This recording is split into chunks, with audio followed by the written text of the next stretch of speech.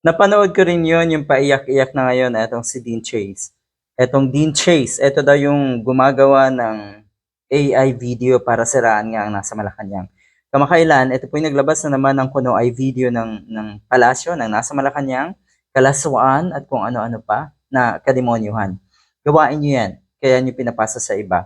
DDS na DDS, ganyan na ganyan. Hindi ka talaga pwedeng maging DDS kung hindi ka demonyo. Kung hindi ka ganito kawalang hiya. Lalo na po yung mga nasa social media, ang tinutukoy ko yung mga nasa social media. May kilala tayong mga DDS dito, pero hindi naman kasing demonyo na itong mga katulad na itong si Dean Chase. Hindi kasing demonyo. Ayan. Ito daw yung gumagawa ng deep fake na video scandal ni PBBM. Ngayon ay I don't know what to do na daw siya. Paiyak-iyak, paawa at kung ano-ano pa. Di dapat daw ibulgar mo na kung sino yung nag-utos sa'yo. Nanganganib daw kasi ang buhay niya.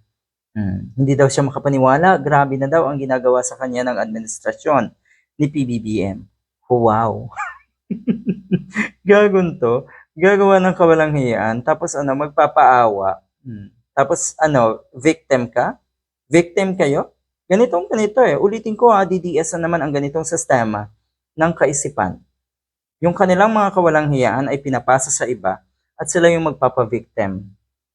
The nerve, 'di ba? Ayan, binabanatan ka ngayon ni OG Diaz. I don't know what to do, nasa panganib na ang buhay, may ibulgar mo daw. Ibulgar mo na kung sino yung mga nasa likod ng mga ginagawa mong kahangalan. Hindi kayo satisfied. Hindi kayo masaya. Kaya ganito at sinasangla nyo ang kaluluwa nyo sa mga taong akala nyo ay maglalagay sa inyo sa tagumpay. Mga bayad itong mga ito sa tingin ng marami yan din ang nababasa natin. This is not just something they want to do para siraan ang nasa Malacanang. This is a job. Trabaho nila ito at ito na ata yung pinakamababang uri ng trabaho. Yung magpagamit sa mga politiko para ibagsak ang sinasabi nilang kalaban ng politiko na yun. Ang lala.